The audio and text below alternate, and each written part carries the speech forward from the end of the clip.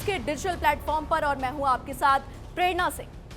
बाढ़ में डूबा शहर, घर छोड़ने को मजबूर लोग, सड़कें, इमारतें, एयरपोर्ट, स्टेडियम पानी से लबालब। जितनी दूर नजरें जाएं पानी ही पानी नजर आता है। 90% शहर अंडर वाटर।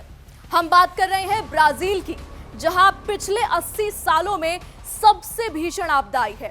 जी हां, आपको बता दें अप्रैल के अंत से शुरू हुई ये बाढ़ मई के शुरुआती एक हफ्ते में इतनी भीषण हो गई है कि ब्राजील में इस वक्त हाहाकार मचा हुआ है। दक्षिण ब्राजील में चक्रवात और बाढ़ ने बहुतों का जीवन बर्बाद कर दिया है। बाढ़ ने अब तक दर्जनों लोगों की जान ले ली है। बहुत लोगों की जिंदगी मुश्किल में फंस गई है। बाढ़ का पानी लोगों के घरों और दुकानों में भर गया है। सड़कें भी नदी और नाले में बदल चुकी हैं। लोगों का घर से बाहर निकल पाना भी प्रलय बन गया है। जानकारी के मुताबिक दक्षिणी ब्राजील में चक्रवात की वजह से आई बाढ़ से कई शहरों में लोगों के घर तक पानी में बह गए। काफी गाड़ियां पानी में फंस गईं और कई सड़कों में पानी भर गया। सड़कों पर तेजी से आते पानी ने बहुत से इलाकों का संपर्क मुख्य शहरों से बिल्कुल काट दिया है। प्राकृतिक आपदा या किसी भी तरीके की आपदा हो, उसका मंजर भयानक होता है, डरावना होता है, लेकिन उससे भी भयानक होता है आपदा के बाद के आंकड़े। सिविल डिफेंस की माने तो अब तक बाढ़ की वजह से ब्राजील में 100 लोगों की मौत हो चुकी है। 130 लोग गायब यानी मिसिंग हैं। 400 लोग घायल हैं। 2,32,125 लोगों ने अपना घर छोड़ दिया है। शेल्टर होम्स में 67,542 लोग हैं। 1,64,583 लोग बेघर हो चुके हैं। अब सवाल यह है कि इस तरीके की आपदा के लिए क्या ब्राजील की प्रशासन की कोई प्लानिंग नहीं थी?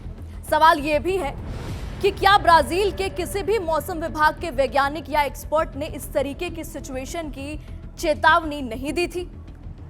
इंस्टीट्यूट ऑफ हाइड्रोलिक रिसर्च के निदेशक का कहना है कि अपने रिकॉर्ड किए गए डेटा को स्टडी करके उन्होंने नतीजों का अंदाजा लगाया था। उन्हें पता चल चुका था कि नदी कुछ ही दिनों में ओवरफ्लो होगी, जिसकी वजह से शहर में हालात बिगड़ सकते हैं। इसके बारे में उन्होंने अधिकारियों को सूचित भी किया था।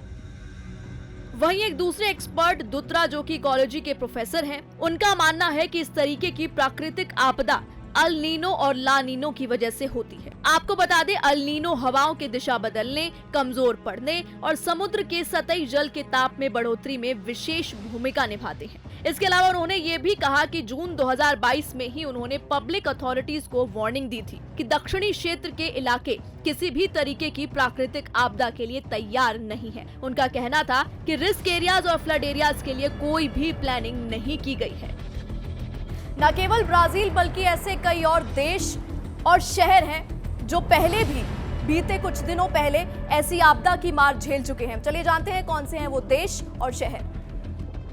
16 अप्रैल 2024 को संयुक्त अरब अमीरात में भारी बारिश की वजह से बाढ़ आ गई थी, जिससे मुख्य रूप से दुबई और शारजा, उत्तरी अमीरात और रास अल खैमा अमीरात के विभिन्न क्षेत्र प्रभावित हुए थे। संयुक्त अरब अमीरात के राष्ट्रीय मौसम विज्ञान केंद्र के मुताबिक ये 75 सालों में दर्ज की गई देश की सबसे भारी बारिश थी। इसके अलावा अफगानिस्तान में बेमौसम भारी बारिश और उसके परिणाम स्वरूप अचानक आई बाढ़ से लगभग 200 लोगों की मौत हो गई और कई लोग घायल हो गए थे। इससे बुनियादी ढांचे और कृषि को बड़े पैमाने पर नुकसान पहुंचा था। मुंबई में सोमवार को इस सीजन की पहली बारिश के साथ तेज धूल भरी आंधी चली। इस आंधी तूफान की वजह से घाटकोपर इलाके में तबाही मच गई। घाटकोपर में एक 100 फीट लंबा होर्डिंग उखड़ गया। इस हादसे में 14 लोगों की मौत हो गई, जबकि 70 से ज्यादा लोग घायल हो गए।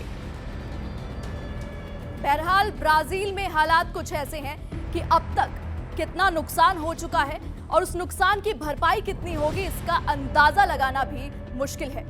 इस पेशकश में फिलहाल इतना ही। ऐसी ही और वीडियोस के लिए जुड़े रहिए लाइव टाइम्स के साथ और करिए लाइक, शेयर, सब्सक्राइब।